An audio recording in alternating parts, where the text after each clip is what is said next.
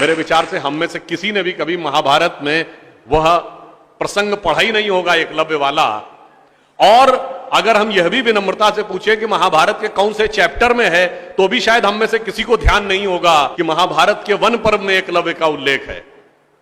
मगर देखिए मार्क्स और मैकाले का प्रभाव कि हमारे दिमागों में ऐसा भरा हुआ है कि हम ग्लानि से आबद्ध हैं बगैर पढ़े हुए। अब मैं आपसे कहूंगा, जाइएगा, जाकर पढ़िएगा, अवेलेबल हो तो इंटरनेट पे जाके सर्च कर लीजिएगा, ना हो तो राम जो महाभारत सीरियल आया था उसका एपिसोड जाके यूट्यूब पे देख लीजिएगा। कि किस्सा ये था कि जब आपको चाहे आपने कथा सुनी होगी कि कुत्ते का मुंह बाणों से भर गया था जो एकलव्य ने तीर चलाए थे, और जब वह तीर अर्जुन निकालते हैं तो उस कुत्ते के मुंह में एक खरोंच तक उस बाण से नहीं आई होती है, तो वो चौंक जाते हैं क्योंकि ये सामान्य तीर नहीं है। उन्होंने कहा तो दिव्य अस्त्र है कि मुंह में पूरा तीर से भर गया मुंह और इसके बाद भी एक खरोंच नहीं आई। आप कहेंगे दिव्यास्त्र का मतलब क्या? दिव्यास्त्र का मतलब ये है, जैसे रशिया यूक्रेन की लड़ाई चल रही है ना, इससे पहले मिडिल ईस्ट की लड़ाई देती थी, तो जो मिसाइल जाती है वो लेजर गाइडेड जाती है, जिस बिल्डिंग पे गिरना उसी बिल्डिंग पे गिरती है, अगल बगल पे नहीं गिरती, क्योंकि the direction is precise to the metres.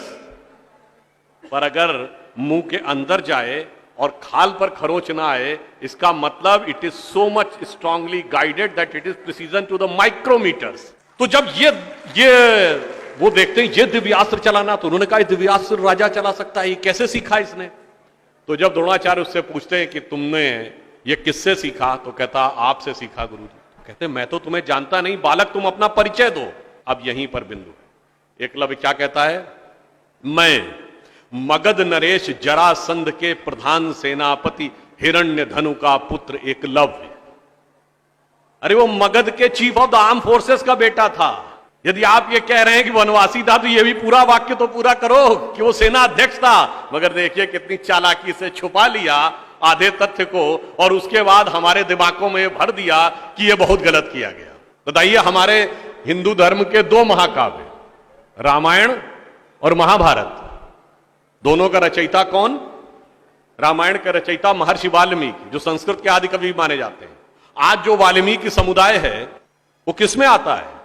Schedule caste में। महाभारत के रचयिता और वेदांत और मीमांसा के रचयिता महर्षि वेदव्यास, जिनकी मां मछुआरिन थी, वह समुदाय किसमें आता है? कुछ राज्यों में, दिल्ली में शेड्यूल कास्ट में, यूपी में अति पिछड़े में। तो मेरे भाई, संत रैदास, नामदेव, कबीर, दादू, ये सब पूज्य संत हुए, फिर भी हमारे दिमागों में ये भरा जाता है। और कौन भरता है? वो लोग भरते हैं जो अपने यहां समाज के गरीब वर्गों की खरीद फरोख्त करते थे। और आपको यह भी बात बता दूं, जब हम कभी अपने यहां कहते हैं फॉरेन ट्रेवलर्स ने दिखाओ क्या लिखा है, तो मैं यह बात आपसे कहता हूं, इसको भी जाके चेक कर लीजिएगा। किसी फॉरेन ट्रेवलर का सबसे ऑथेंटिक जो रेफरेंस माना जाता है, वो चंद्रगुप्त मौर्य के समय में मेगस्थनीज आया था ग्रीस से, जिसने अपनी किताब लिखी है इंडिका, आज से 2300 साल पहले। वो इंडिका किताब आज उपलब्ध नहीं है, मगर उसके उद्धरण तमाम जगहों पे हैं, तो प्रूवन है किताब थी। उसने भारतीय समाज में व्यवस्था का वर्णन करते हुए लिखा है कि यहां पर 7 जातियां हैं, मगर महत्वपूर्ण बात यह है यहां इतनी समरसता, इतना सामंजस्य है कि यूनान के समाज के समान यहां कोई समाज का ऐसा वर्ग नहीं है जिसके साथ शोषण या भेदभाव किया जाता हो। ये एक विदेशी लिख रहा है। और मैं एक और बात आपसे बताना चाहता हूं, बहुतों को नहीं पता होगा, गांव में पंचायत होती है ना, ये पंचायत में 5 की संख्या कहां से आती? ये 4 या 6 क्यों नहीं? 5 की संख्या जानते कहां से आती है? 4 वर्ण माने गए थे, तो किसी भी गांव में निर्णय लेना होगा तो चारों वर्णों का एक एक प्रतिनिधि होगा, और 5वां जानते कौन होगा? गांव के बाहरी क्षेत्रों में रहने वाले वो वनवासी जो प्रत्यक्ष रूप से गांव का हिस्सा नहीं है, पर हमारे निर्णय का प्रभाव उनके जीवन पर भी पड़ेगा, तो 5वां प्रतिनिधि उनका होगा। वहां से यह पंचायत का भाव आता है। और फिर मैं आपसे कहना चाहता हूं, हमारे दिमाग में एक और चीज भर दी गई कि जाति व्यवस्था हमने बनाई। आपको पता है कास्ट शब्द कहां से आया? ये कास्ट अंग्रेजी का शब्द नहीं है, ये पुर्तगीज भाषा का शब्द है। और 1931 में जो अंतिम जनगणना जाति के आधार पर, उसमें 4114 जातियां हैं हिंदू समाज में, जिसमें अब 6000 बताई जाती हैं। मैं चैलेंज करके पूछता हूं, कोई दिखाओ तो किसी धर्म ग्रंथ में 6000 जातियां लिखी हो। और जहां लिखी उसमें इससे ऊंचे ये, इनके नीचे ये ऊंचा ये नीचा, कौन से धर्म ग्रंथ में लिखा है? ये माली ऊंचे कि तेली ऊंचे, सुनार ऊंचे कि लोहार ऊंचे, कहां लिखा है? जानते हैं कहां लिखा है? एक British census commissioner Herbert Risley द्वारा किए गए सेंसस में हिंदू समाज को जातियों में विभाजित करके ऊपर से नीचे तक लिखा गया और फिर वो हमारे ऊपर अध्यारोपित कर दिया गया है। हमारे दिमागों में कैसी कैसी बातें भरी जाती हैं। एक थोड़ा लिबर्टी लेते हुए यह भी कहना चाहूंगा, महिलाओं को पढ़ने का अधिकार नहीं दिया जाता था। अब यह बताइए, हमारे यहां दिल्ली में लोगों को ध्यान नहीं होता है, आप लोगों ने मैत्री कॉलेज और गार्गी कॉलेज है ना, ये मैत्री और गार्गी कौन थी? ये वैदिक काल की 20-22 विदुषी स्त्रियों में से एक हैं। गार्गी ने ऋषि याज्ञवल्क्य के साथ शास्त्रार्थ किया। फिर मैं चैलेंज करके कहता हूं, दुनिया में कोई दूसरा धर्म संस्कृति बताइए जहां धर्म पे टिप्पणी करने का अधिकार किसी महिला को हो और किसी धर्म के ज्ञाता के साथ शास्त्रार्थ करने का अधिकार। फिर हमको समझाया जाता है कि हमारे यहां बराबरी नहीं थी। अरे आप सबको याद हो, सबसे प्रख्यात शास्त्रार्थ कौन सा है?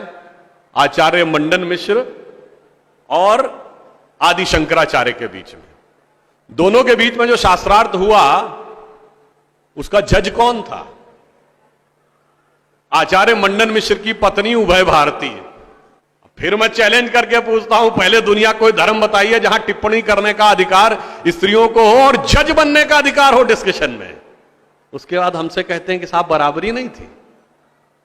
इसलिए मैं कहना चाहता हूं कि हमारे यहां तो समाज में जिस प्रकार से एकाकार करके सबको साथ में लिया जाता था, बराबरी का तो आलम यह था, बराबरी नहीं थी, यह सच है। हमारे यहां बराबरी नहीं थी। हमारे यहां मातृशक्ति को पहले रखा जाता था। इसीलिए हम क्या बोलते हैं? सीताराम, सीता पहले राम बाद में।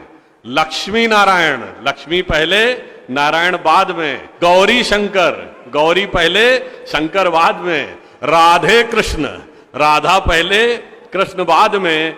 माता पिता, माता पहले पिता बाद में। और इसीलिए हमारे जितने भी प्रतीक हैं, भारत भी माता है, धरती भी माता है, प्रकृति भी माता है, गीता भी माता है, गंगा भी माता है, गाय भी माता है, गायत्री भी माता है। और ये केवल कोई आध्यात्मिक धार्मिक बात नहीं है। वर्ल्ड की डॉक्यूमेंटेड हिस्ट्री में अगर पहली बार कोई वुमेन रूलर रही है तो गुप्त वंश के समय में 4वीं शताब्दी में प्रभावती गुप्त ने शासन किया है। उसके बाद अहिल्याबाई होलकर, रानी दुर्गावती, रानी झांसी, वो सब तो आपने बहुत सुना होगा। अब वो लोग आके हमको समझाते हैं कि बराबरी नहीं